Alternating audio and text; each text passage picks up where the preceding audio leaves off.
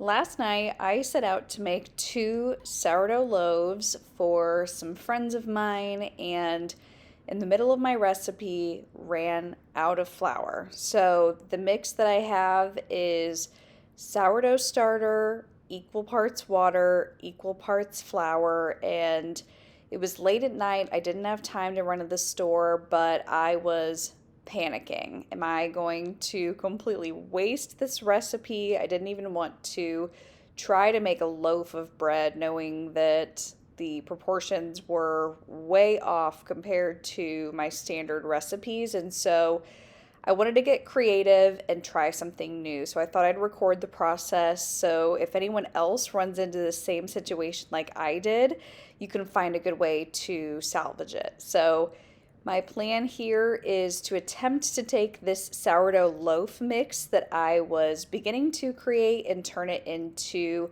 focaccia bread. So I have not made focaccia bread before. This is a new experience for me, but I spent some time looking around at different sourdough recipes, trying to see if there were any that called for more equal parts of flour and water than your standard sourdough loaf recipe did. So this is where we ended up. I left my dough in the fridge overnight, covered with a tea towel, and it did double in size. And so I knew that I had a good mix going, and I was excited to see what we could make of it. So what I've done here is pour my mix out onto a tray with parchment paper and a generous amount of olive oil.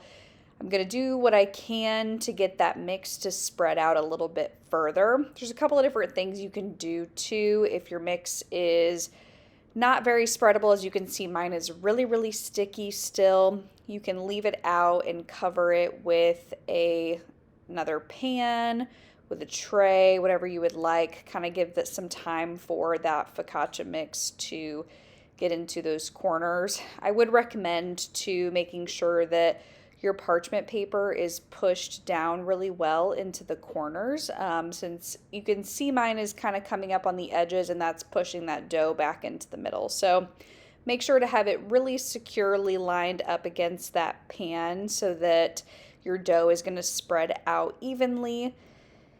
I'm going to go back over the top with even more olive oil here, and honestly at this point in this recipe I am so nervous that I'm about to waste a ton of ingredients, since this is kind of a fail that I'm trying to turn into something successful. So I'm going to take that olive oil and push it into there just like you'll see in a traditional focaccia recipe. I want to have big bubbles in there.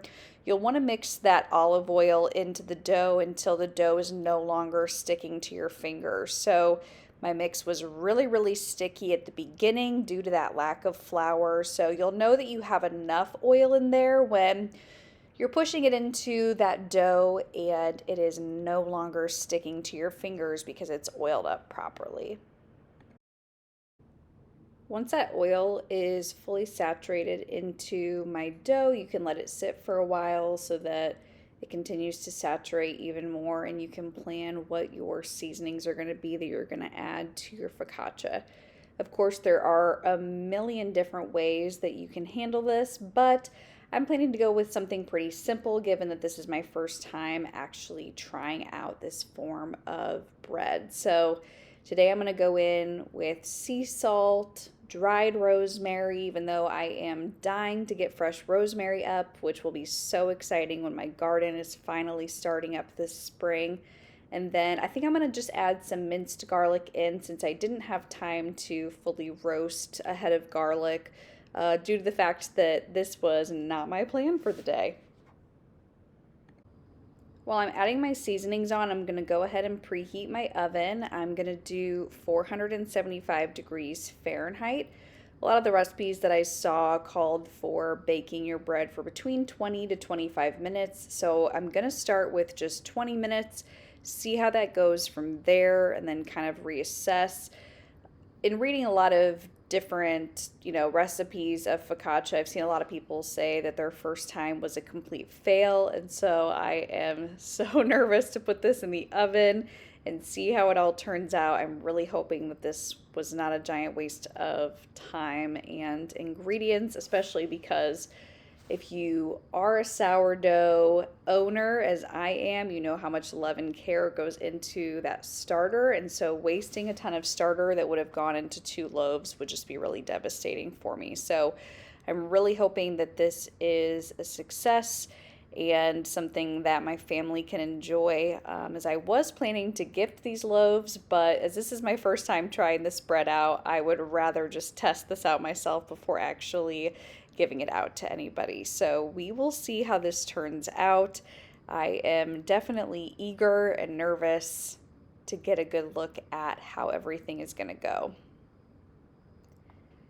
Once I finish spreading out this garlic, it's not too aesthetically pleasing, my process here, but just trying to get garlic throughout. You can also use garlic powder. I wanted to use a more fresh garlic so that it didn't burn so much on the top, but really it's just your preference. I am definitely a garlic lover, and so more the merrier for me.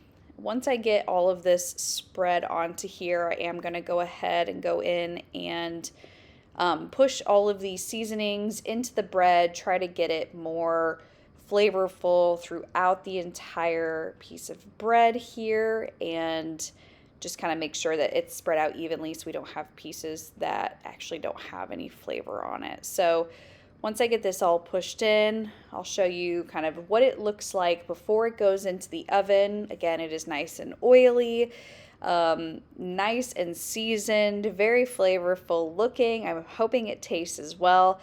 I would recommend, looking back on this, trimming up some of this parchment paper. It did burn quite a bit, and so I would trim this up a little bit on the edges before you do go ahead and put this in the oven, just so that you don't have a ton of burnt paper. It's not safe, I'm sure. So this has gone in and it has come out. It has been 20 minutes. You can see that burnt parchment paper I was referencing, but I think this looks pretty good. To the touch, it was really soft and not burnt at all. I did throw the broiler on for about 2 minutes there at the end just to get an extra crisp at the top, but it is evenly cooked all the way through. It looks really flavorful, really delicious. It's thinner than some of the focaccia that I've seen, so I think next time I would put it in a smaller pan so that it can rise a little bit more, but you can see here after I've cut it in half that it did cook all the way through, and I think it looks pretty good. We're going to cut this up into some more bite-sized pieces. Once we did a taste test, it was really, really good. Honestly, I am really happy with how this turned out.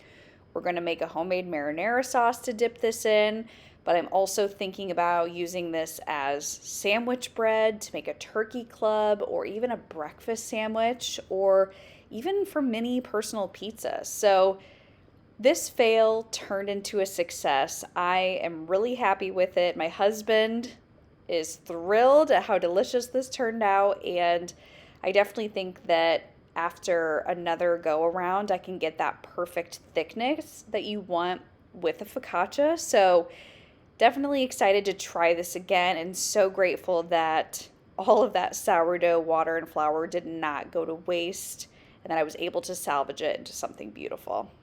So don't give up. If you run into a mistake, just try to find a way to make it work, and I'm thrilled to share my experience that this did work out.